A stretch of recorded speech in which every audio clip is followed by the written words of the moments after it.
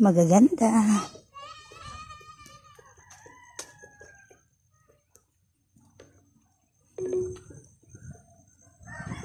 Dito, tingnan natin to. Ayan, dito na po tayo. Po siya. So, ayan po, pretty. Ayan po, nakikita po natin na medyo mataas. Ayan na po talaga yung dadaanan ng property. Pre-selling po itong property. Kaya kung makikita nyo po, talagang wala pa po siyang kabahayan. Pre-selling po siya. After 3 years, develop na po ito. Magkakaroon na po tayo ng kalsada. Poste, line ng water. Ayan. And then, ma-turn over na po sa inyo. Ayan po. Ganyan po kaganda ang ating property dahil dito po ay mataas ang kanya pong area at malayo po tayo sa pollution highway. Ayan, halos 5 minutes lang po nasa highway na po tayo. So ayan po ang ating property. So, kung mag-a-avail po kayo dito po sa subdivide lot ng Silang Cavite. Ito, yan po. Pre-selling pa po. Ayan, mag-avail na po kayo rito sa Silang Cavite. Ngayon Tagaytay, presyong hindi Tagaytay. Mura po siya. 7,500 lang po per square meter. Payable in 2 years without interest.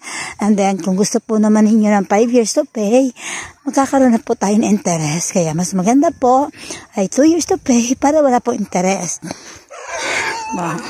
So, akit na po tayo. Narito na po tayo sa property na ating nilalakaran. Ito na po mismo ang ating property binibenta. So, ito po ay ilan na lang po ang ating available dahil halos malapit na po siya ma-sold out. Ayan po.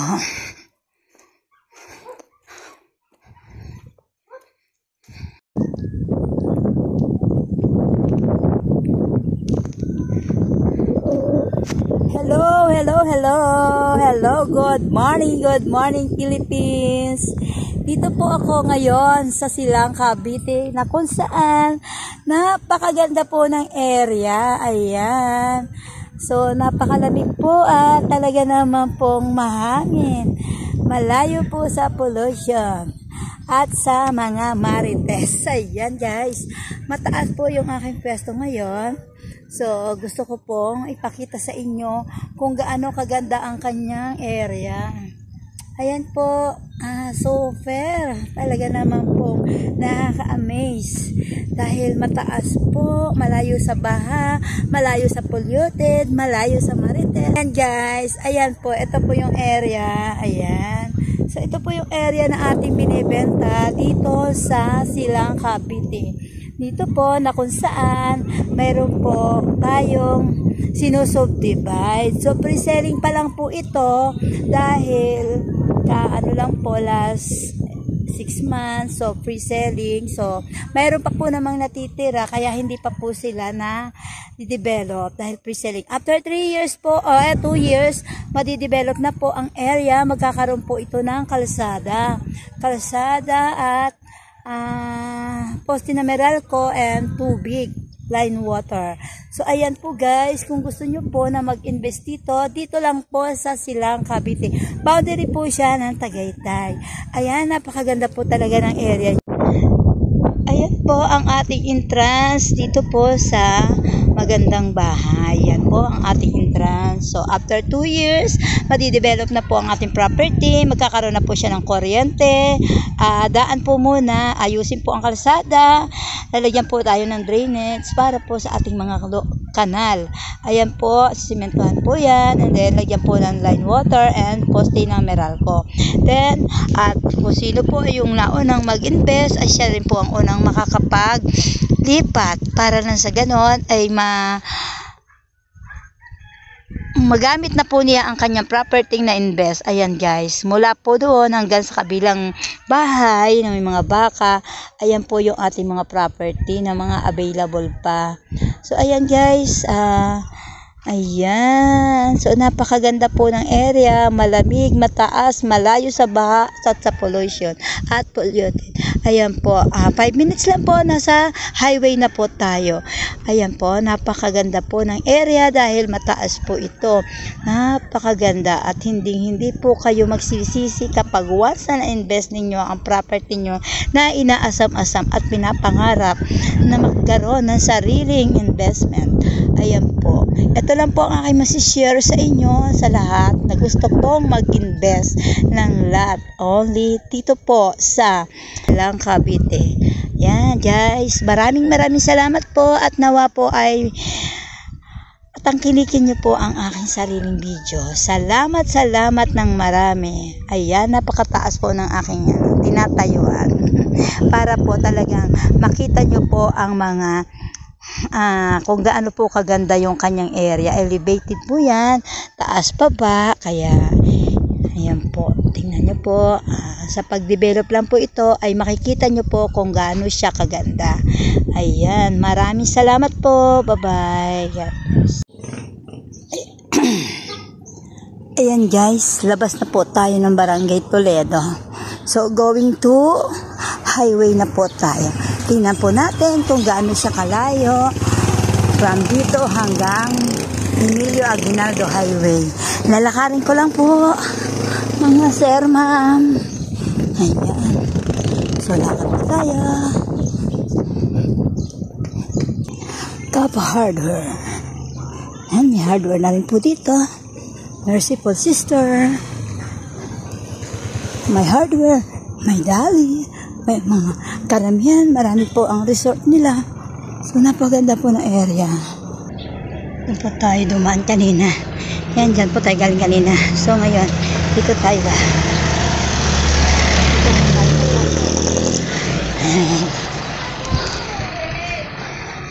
Tingnan natin kung gaano siya kalayo.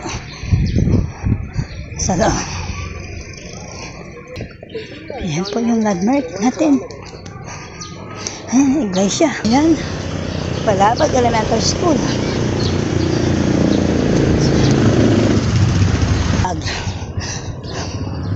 May school, may simbahan, may mga mini grocery, at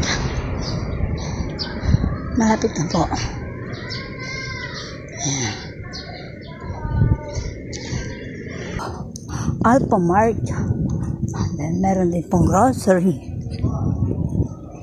Diba?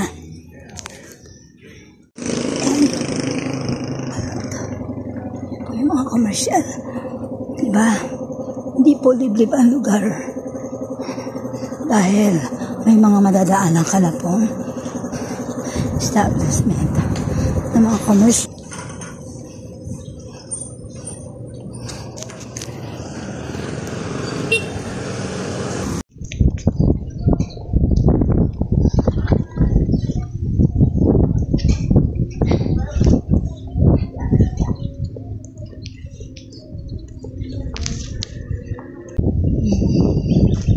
Kasa, ayun ganda. May daan din siya. Okay.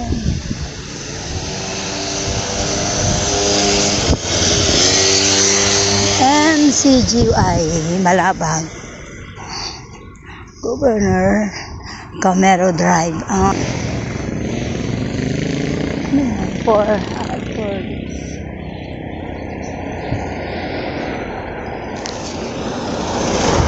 guys, malapit na tayong lumabas ng commercial area. Pag bumili ka dito sa area, so marami na pong nadadaanan. Pwedeng gawing business. Ayan po.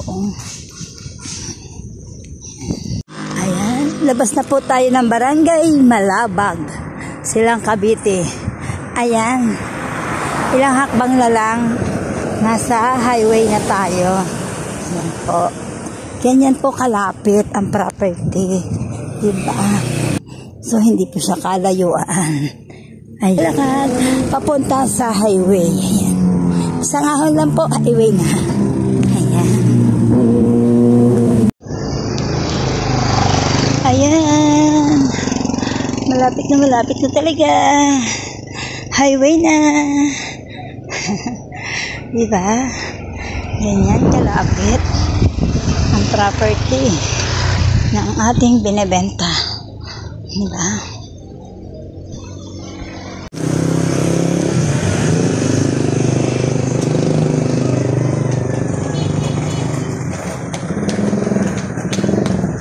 LCJ Store.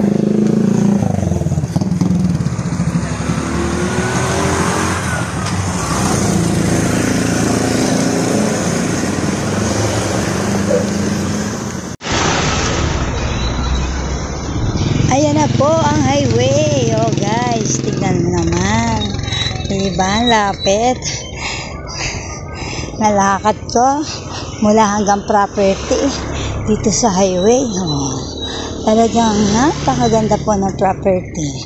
Hindi mo na kailangan. Ayan guys, nasa highway na tayo. Diba? Ang lapit lang. So tara na. Ano pang hinihintay? Mag-invest na po ng lupa para sa ating pamilya at sa mahal sa buhay. Ayan.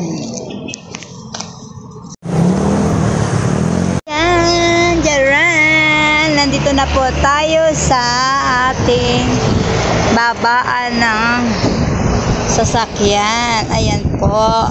Galing ka sa Manila, dito ka mag-invest sa Silang Boundary, Tagaytay. Ito po yung area na ating papasukan papunta sa property. Ayan, mula po dito sa Emilio Aguinaldo Highway hanggang sa property ay halos 5 minuto po in drive. Ayan po, naglakad po naman ako. Halos kumain po ako ng 1 oras dahil ako po ay patigil-tigil. Nilakad ko lang po yan habang ako ay nag-video. Ayan, tara na po mga guys. Gusto po mag-invest ng property. Ito po yung way na papuntang Tagaytay. So ayan, 5 minutes din po, Tagaytay area na po yan. So diba, lapit lang. So tara na po at mag-invest na lot only. Maraming salamat po. Bye-bye.